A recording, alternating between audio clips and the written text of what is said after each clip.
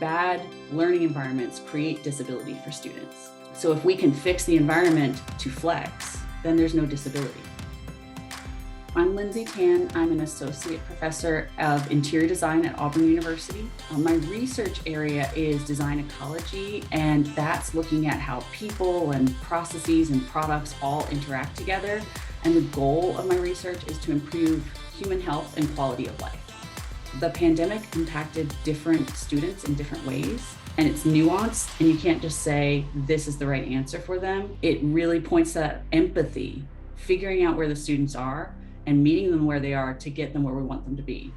The pandemic definitely highlighted injustices that were already in our systems. Mainly what that has resulted in is me being more flexible. It's the kind of thing that I used to think was lowering the bar, but it's not lowering the bar. It's keeping the bar exactly where it is. Keep content hard, make learning easy.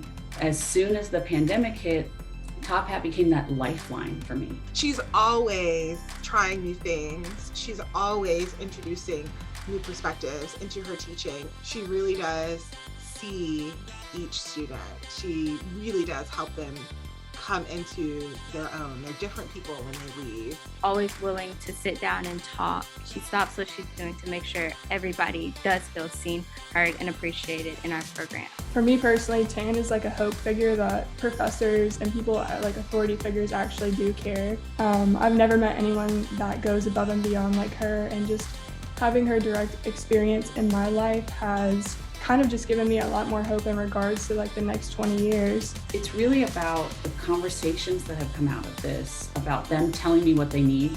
It's not that students are my customers and I have to do whatever they say, but they are the future of my profession, and what they think should matter.